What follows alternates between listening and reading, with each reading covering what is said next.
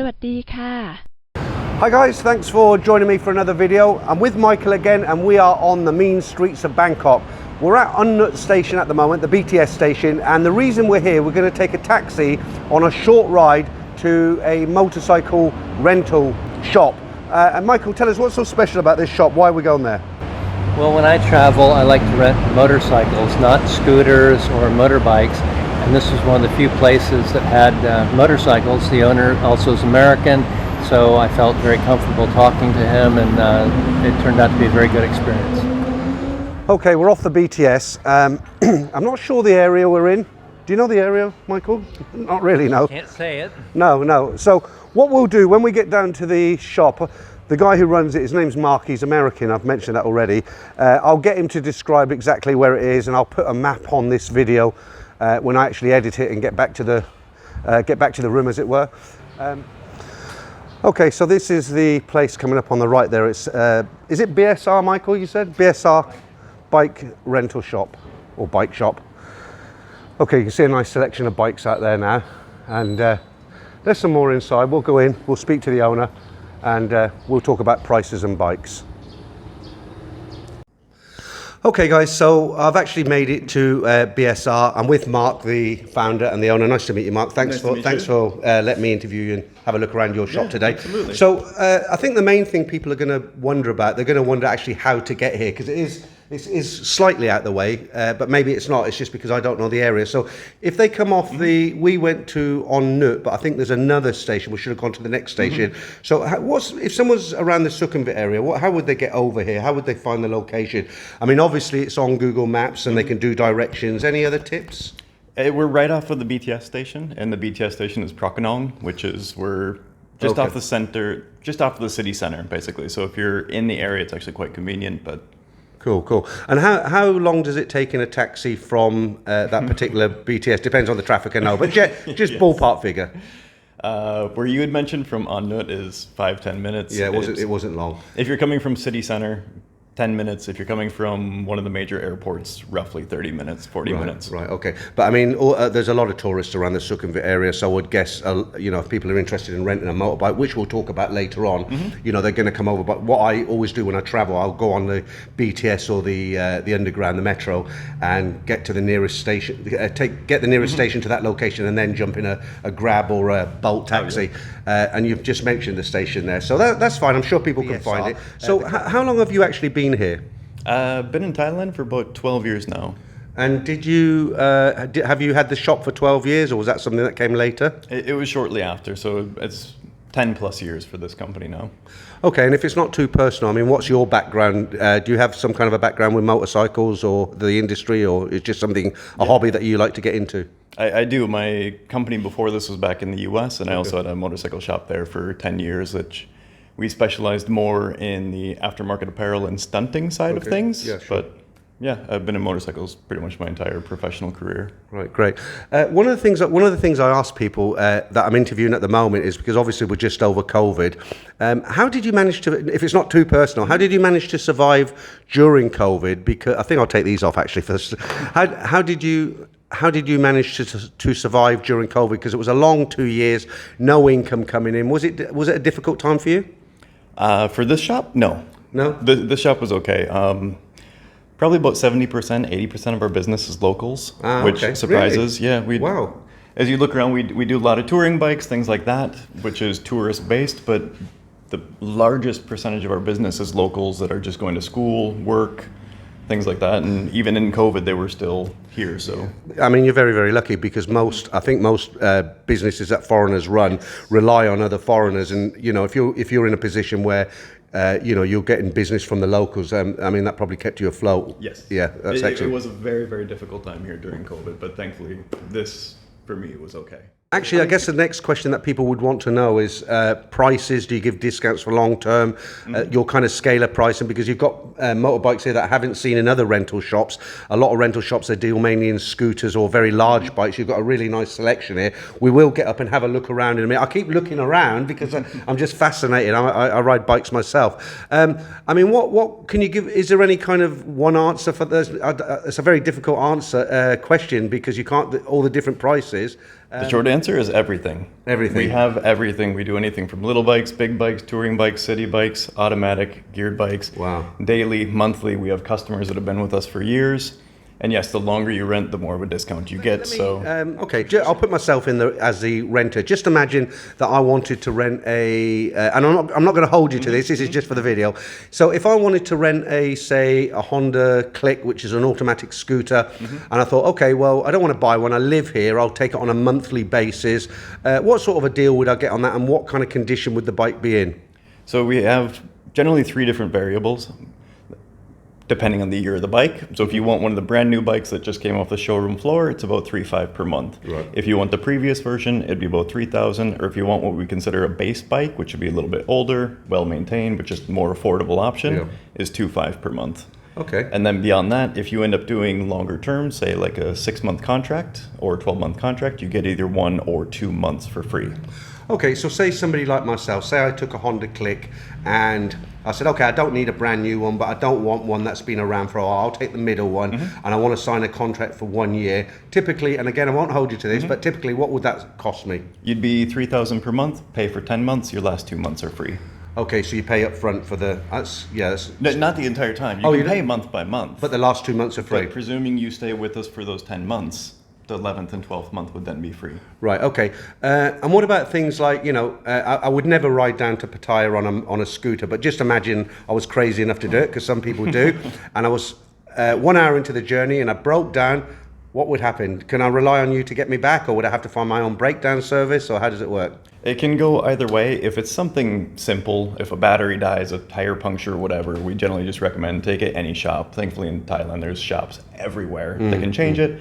We're not going to hassle. We'll cover the cost of it. It's fine. If it happened to be something more serious, which is rare, but things can rise, worst case scenario, we'll have a truck sent down with a replacement bike, swap it out, and continue on your way. Yeah, I mean, that was really my main concern, is not so much, I mean, I think most people who are, especially foreigners with a language difficulty, that when you're out of the town, they don't really want to spend the day walking, because they haven't got any transport now. They don't really want to be walking around trying to find a garage and then communicate, because of the language problem, then communicate that they need a new battery or a new tire. So if the guy called you and said, look, Mark, I just want to be picked up. I'm going to cancel my trip. I want to come back to Bangkok. Is that something you would do? Would you charge extra? How would that? No. So basically, you'd get them out the shit, basically. Yeah. If it came out to something like that happen, obviously, if it's our fault on our end, something happened mechanically to our bikes, it's not great. And you cover all. What about the insurance and the tax and all that sort of thing? And maintenance, obviously, you'll cover. How does it work with the insurance and the tax? They all have tax insurance covered on the bikes. They're all fully legalized, registered. Okay, as far as insurance to the renter, they all have medical insurance, which is included for free. So you and anybody else involved in an accident does have standard policy coverage. Okay. If you want additional coverage for the bikes themselves towards damage, theft, in the rare event that something happened, that is also available optionally. Okay, so basically what you're saying, if somebody come along, they rented a bike off you, whatever it was, if they had any problem, a major problem, you could come and pick them up. They don't have to pay anything extra for insurance, tax. There's no extra cost. They pay that set fee. If they hired it for a year, it's 10 months payment, 2 months free, and everything is covered. That sounds like a good deal, actually. I might come back and take you up on it, because I'm actually thinking of buying a Honda Click. What about something like the bike behind us? We'll have a proper look at it in a minute, but it's a 250. Where's that from? Actually, I'll just point the camera over at that for a second there. This example here, this is a Stallion Makina, which is a local Thai brand. Okay. So it's kind of the classic cruiser cafe racer style bike, which they're really nice to have an option to be using in the city, and they're quite affordable because they're Thai made in comparison to the Japanese bikes. Yeah, they're fun. There's something different that you don't normally see. It kind of reminds me of one of the old, what they used to have in the 50s in England, what they used to call cafe racers. Do you remember them? Yep. It's kind of got that styling, but not the handlebars.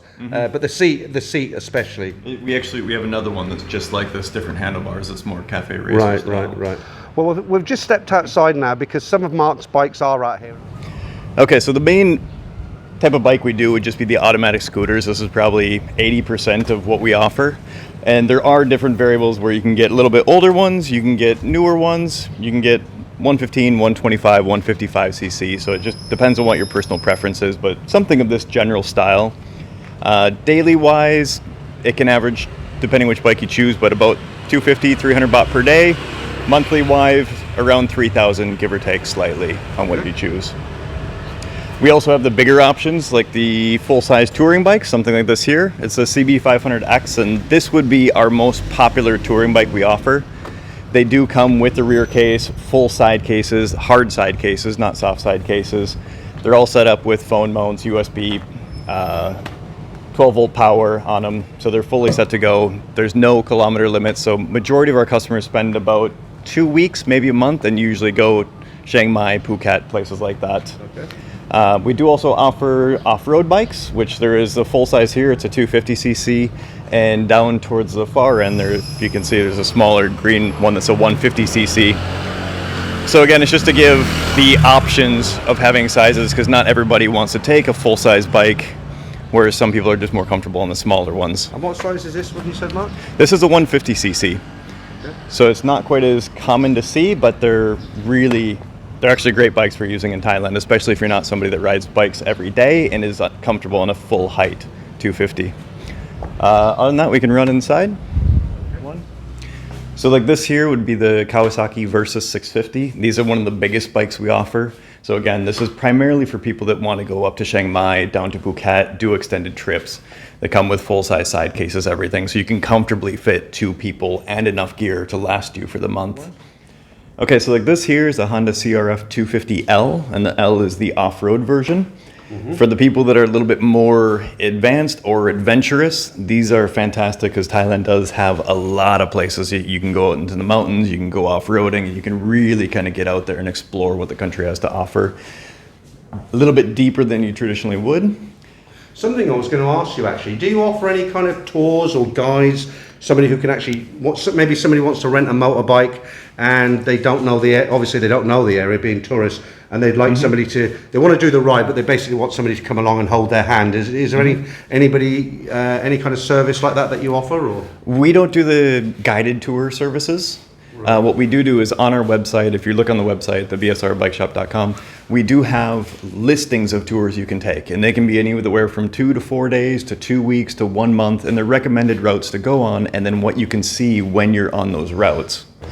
Yeah, so what you're saying, Mark, if somebody like me was to come along, I wanted to rent a bike and I wanted to go on a tour, but I wasn't confident enough to go by myself, you could put me in contact with people that will come along with me for a fee, and I could rent one of your bikes, go along with them, and they'd basically hold my hand on the journey. They'd show me where to go, and they'd make sure. Not exactly. There are some people that do guided tours here in Thailand. We are not one of them. So what we typically do is we either have on the website that has a lot of recommended routes, and most of those routes I actually pulled all the streets that have either my personal favorites, or I've taken all the favorites out of the riding groups out of Thailand from the locals that live here. So they're really fantastic routes to go on, and they show you where you can stop, what you can see along the way. And when a lot of people come in, they might have a rough idea that they want to go north or go south. So it's very normal that when people come in, we sit down with them and give them a breakdown of what roads they can go on and what they can see, how long it takes on each one, what cities you can view, what's going to be more touristy party side, what's going to be a little bit more of a natural, calmer side of Thailand. So we definitely set people up, but we just don't guide the tours for them. Yeah, and the thing is, Mark, nowadays you've got sat-nav that you can buy. It's even on your phone, and there's some great RAM mounts that you can buy. I use them myself, actually, in the UK. And I suppose with your guidance and the sat-nav, somebody'd have to be quite dim, I suppose, to get totally lost and not find their way. Okay, let's talk about that monster at the back there. Yeah, so the one in the back here, this is a Kawasaki Versus again, which CC-wise, this is the second biggest bike we have. This is a 650cc. We also do carry Ducati 800s, but physical size-wise, this is the biggest bike we offer. And again, they're fully set up. You can have 2 people on them, full luggage cases, everything you need to carry and comfortably be able to travel with 2 people. So these bikes are specifically popular with the European market that we get. Okay, we haven't talked about pricing on all of these, actually. What would something like that cost to hire for a week? So again, it depends how long you've had the bike. So I can put it this way. If you start from a daily wise, on a single day basis, 2 day basis, it's 2,200 baht per day.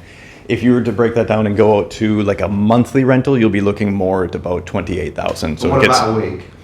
For week wise, you'd be looking 12,000 for that particular bike. So From there, it kind of depends. Like a 250 here, you'd be looking about 900 baht per day or 16,000 baht per month. Okay. And again, that includes unlimited kilometer use and things like the phone holder, the USB charging power, so you can have your GPS running with you. Okay, we talked about price on the scooter. We'll just go through the pricing with me, Mark. Let's do a daily and a weekly rate. Sure. Good.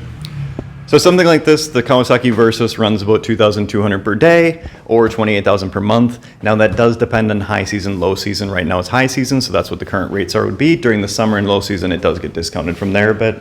Something like the CRF 250L here runs about 1,000 baht per day or 18,000 per the month. And then breaking down into the smaller bikes, these would be more for local use rather than taking them out and touring. So something like these two here, the 250s, run about 500 baht per day or 5,000 baht per the month.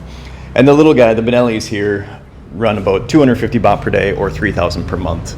As well with these are actually our training bikes that we do teach people how to ride here.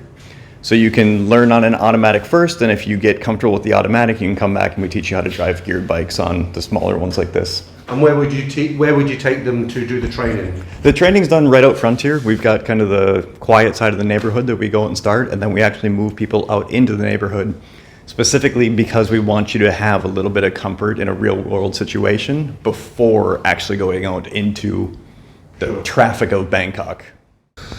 Okay, Mark. Well, look, thank you for showing me around the shop. It's really interesting. And I'll tell you what, I've told my viewers before I was, I was thinking about buying a Honda Click. I live in Sukhumvit, but the soys are very, very long. But from talking to you, I might very well do a year contract with you, because that is a really good deal. I don't have to worry about tax and insurance, and everything you've told me makes me, and I can communicate with you very well.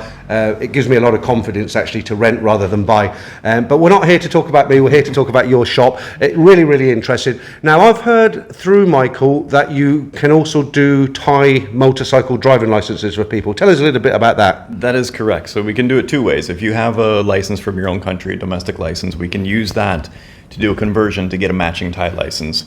Now, say if your UK license was a car license, we can immediately get you a car license made to match it.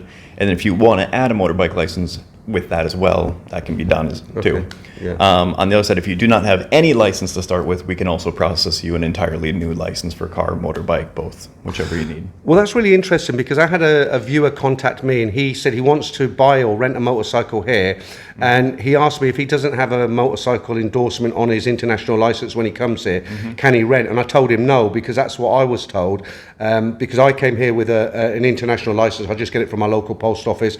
It gives me an endorsement to ride a motorcycle, because I've got a motorcycle license in the UK, and I just had a Thai motorcycle license. I had to go for the test, obviously, the visual test and everything. I've lost it today. But I actually, it sounds like I've given out some wrong information then, because I was under the assumption that you had to have either a motorcycle license in your own country, or you had to have an endorsement on an international license. So you're saying that's not the case. If somebody comes out here and they don't have any license as far as motorcycle, you can actually go ahead and get them a motorcycle license? Yes, we can. They would have to go through the steps to get the license. You still have to go through the basic tests and whatnot to get it, but we do walk you through the entire process. Right.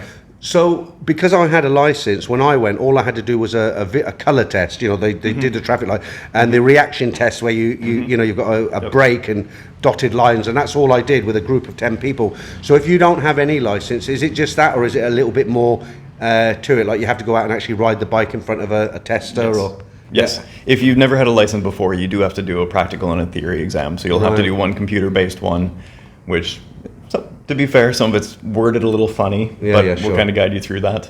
And then you do go out and do an actual driving test on site with the instructor. But in comparison, if you were to compare what a driving test is here compared to, I'm assuming, Europe or, in my knowledge, the US, it is much easier to do it here and more affordable and faster than doing it somewhere else. It's like the early 80s in the UK. If you could find your car and read the number plate and start it, you're basically passed. Not like now, it's quite complicated. No, that's really good information, because I know there are a lot of people who come out here and they want to rent or buy motorcycles and they don't have licenses. They don't want to break the law because the penalties are much stricter than it used to be.